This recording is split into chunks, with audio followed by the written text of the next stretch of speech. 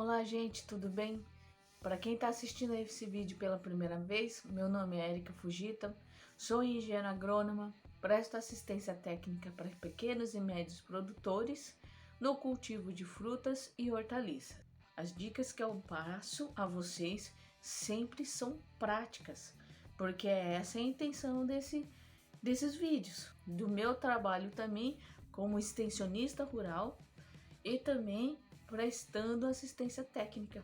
Hoje eu vou falar de uma família, e essa família de frutas, ela está presente na grande maioria dos países, produzida no Brasil ou não, muitas vezes utilizada para poder ajudar no nosso sistema imunológico, principalmente agora que está um pouco mais frio. Então estamos já entrando no início do inverno, estamos quase com o final do outono, e essa frutífera vai estar presente e caiu no gosto do brasileiro, sim senhor, que são as frutas cítricas, ou no caso, como chama, né, o fruticultor profissional, a citricultura. Outro comportamento que você já deve ter visto das plantas cítricas ou dos citros, no caso, é que vocês devem ter reparado que no início desse ano houve uma produção gigantesca de frutos, limão, poncã, laranja, N plantas, né? Mexerica rolando no chão, laranja, enfim, várias. Por que isso aconteceu? Porque o que acontece? Como o citrus é uma planta de origem de clima subtropical, ele tem uma indução floral com o frio. Então, se tiver frio, por exemplo, agora, nós estamos entrou em então, final do outono, início do inverno.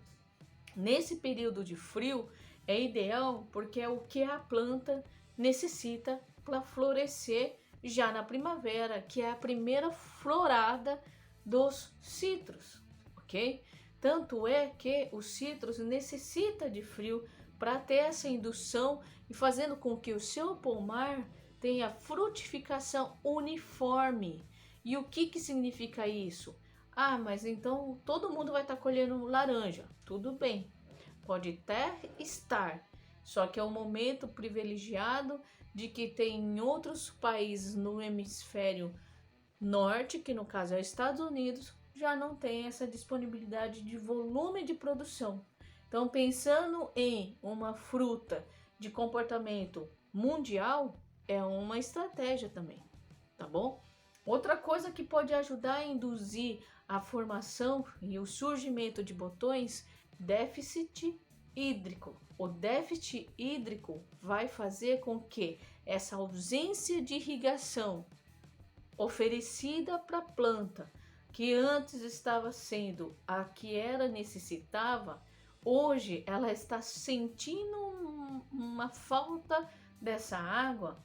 Ela vai pensar assim: eu estou passando por um momento difícil, que é a falta de água, e eu preciso perpetuar minha espécie. E o que ela vai fazer? Induzir a formação de botões, consequentemente flores e depois frutos. Faz com que todo o talhão ou o pomar tenha esse comportamento de forma uniforme, caso não haja locais com lâmina de água, como por exemplo um açude, porque daí as plantas próximas desse açude, que é um local mais úmido, já não vai ter essa interferência por falta d'água. Pelo contrário, ele vai produzir somente quando sentir o frio. Mas, por exemplo, no caso, as plantas cítricas, né, ou citros, na verdade, alguns anos atrás conseguia ter até mais 2 floradas dentro do ano.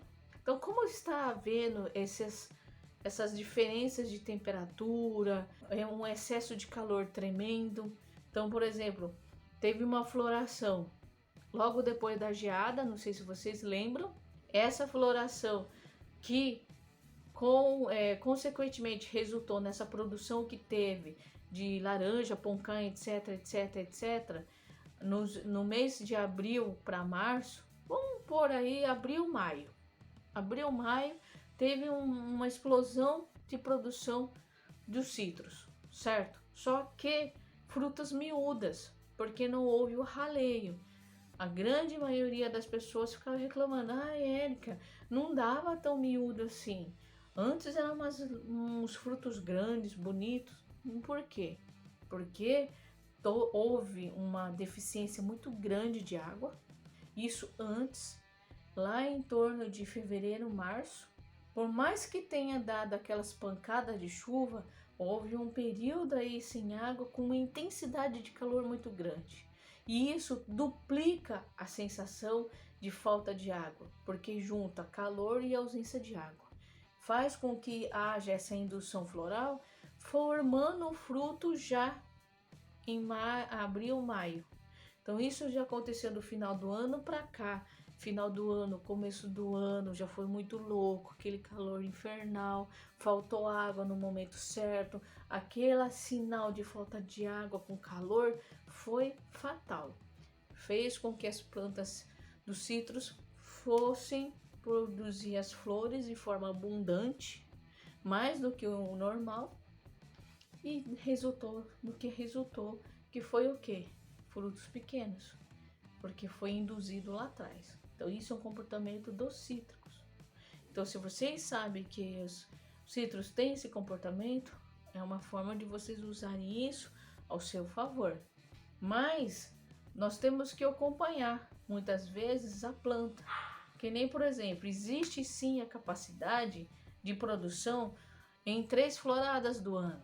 Realmente. Só que aquilo que eu sempre falo, tem que dar um alimento adequado, equilibrado, adubação de qualidade, muita matéria orgânica para você manter o micro-organismo do solo, umidade é imprescindível em relação a isso. Não deixar de fazer a calagem no momento correto, tá? Então isso tem que ter um cuidado constante. Lembrando que talhão novo ou pomar novo, a amostra de solo tem que ser recolhida, fazer análise e toda a adubação baseada nela. Porque não tem como com o olho de raio-x e engenheiro agrônomo saber o que ela precisa, ou o que tá faltando ou o que tá sobrando, né? Então eu preciso, tá sobrando, o que tem? Se tá sobrando, eu tô jogando dinheiro fora. Se tá faltando, coloco pouco, nada faz muita diferença. Então preste muita atenção nisso, tá bom? Dessa forma, a gente conhecendo esse tipo de temperamento da planta, a gente consegue ter uma condução e evitar isso. Que nem, por exemplo, na formação de um pomar novo, o principal é evitar a falta de água. Porque como são plantas, no caso mudas, que não tem um sistema radicular profundo, ele vai ressentir demais. E eu já vi muitas pessoas perdendo talhões novos por esse descuido, ao ponto de ser feito, por exemplo, para evitar isso, né? No caso, foi feito coroas em torno da muda, grandes, com uma altura de mais ou menos uns, vamos pôr assim, uma mão fechada, assim, minha, que não é muito grande, deve dar uns 15 centímetros, nem isso, 12 por aí. Então ele fez coroas com barreiras bem altas, o suficiente para poder reter água. Aí o que foi? Passou os caminhão-pipa, encheram ali em torno de 10, 15 litros para poder segurar a planta que ainda estava em desenvolvimento, na formação de pernada ainda. E outra coisa que eu só pedi para adicionar era muita palhada.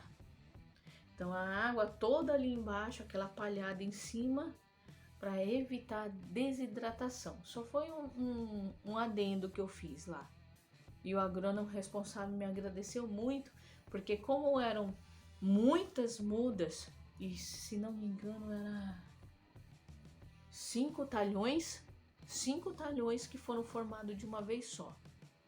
Aí, dessa forma, fazendo a cobertura morta na coroa dos cítricos, conseguiu proporcionar um maior intervalo do caminhão-pipa estar passando nessas linhas e distribuindo cerca de 10 litros d'água por coroa e por muda, né, no caso. Então isso é muito importante, vocês terem esse tipo de cuidado. Bom, nutrição você já sabe.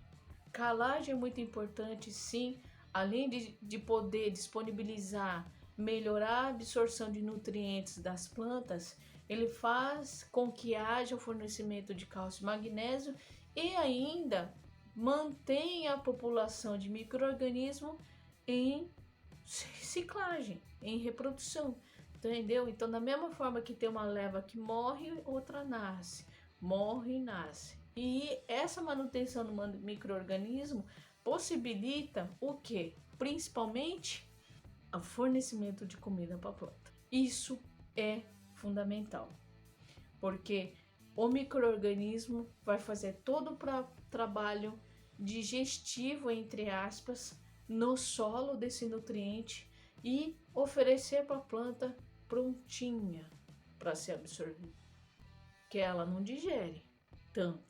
Então ela vai fazer com que o adubo seja disponibilizado para a planta de forma mineral, que quem preparou esse prato suculento?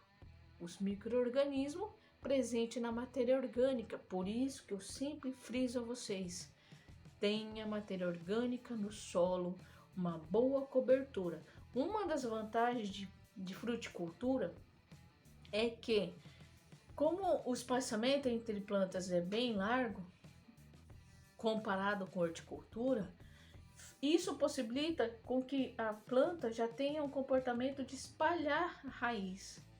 Então vai chegar um momento que na rua vai estar toda coberta, porque eu sempre falo para manter coberta com algum tipo de braquiária, algum outro capim que vocês tenham aí na região, ou até mesmo com o amendoim forrageiro, porque o amendoim forrageiro vai fazer com que forneça um nitrogênio tão essencial para qualquer tipo de planta, mantém aquela cobertura verde, evita a desidratação, segura a terra da erosão e assim por diante. E faz com que tenha um bom desempenho de proteção de solo. Ah, Érica, mas o amendoim não aguenta pisoteio de trator. Tá, tudo bem. Então coloca na rua capim. Qualquer capim que vocês tenham de fácil controle. Porque daí o trator na rua passa roçando e o amendoim forrageiro fica entre plantas, se for o caso. No caso, na linha de plantio. Hoje em dia, existe muitas fazendas que eu conheço que, ao invés de fazer a correção de solo de forma geral, na área total, eles vão lá e fazem a correção em faixa. E aí, posteriormente, a cobertura é feita em sua totalidade.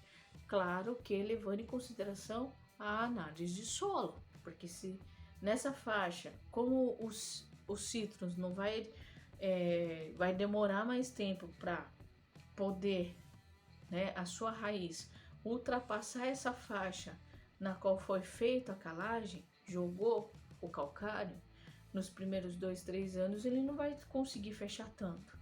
Então ele vai começando já no segundo ano, começando a sair desse limite, aí já vem para as ruas, no caso a entrelinha, fazendo a calcariano no período das chuvas, sem a necessidade, ou se vocês conseguirem, por observação, por avaliação, tentar monitorar o crescimento do sistema radicular, incorporar esse calcário na rua sem danificar a raiz, tá bom? Então isso é possível. Dependendo do ambiente que o pomar está plantado, esse período reduz para 1 ano e meio, no máximo 2. Isso eu já percebi já em alguns tipos de locais. Então sempre monitore, faz um escave ou profundidade de 0 a 40, por exemplo, que no caso da fruticultura é diferente, locais mais aprofundados, onde a raiz vai explorar, tenta ver e vocês vão perceber o caminhar do crescimento do sistema radicular.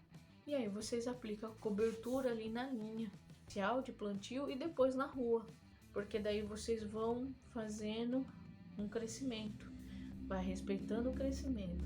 Ah, mas Érica, pomar grande não dá para fazer isso. Tudo bem, porque eu sei que aí duplica tudo, né? Tamanho, área, número de plantas, serviço, tudo mais. Aí vai de acordo com o seu planejamento de trabalho. Eu só estou aqui dando uma dica. Quem vai determinar se utiliza ou não são vocês em cima do planejamento, tá bom? Que é muito importante. Bom, gente, por enquanto é só, porque esse tema é muito extenso, é uma atividade econômica importante para o Brasil, então eu preciso ter mais tempo para expor. Não estou me desmerecendo as outras, por favor, não é isso. É que é muita informação mesmo, porque tem detalhezinhos que fazem a diferença. Então, agradeço vocês que ficaram até agora assistindo meu vídeo. Aguarde que vai ter mais informação sobre o tema e vamos nos falando. Mandem mensagem para mim. Quem não está inscrito no meu canal do YouTube, vai lá, se inscreva, aperta o sininho para você receber notificação de novos vídeos. Não deixa de curtir a minha página no Facebook e no Instagram, tá bom? E fica aí atento pro próximo vídeo. Até mais!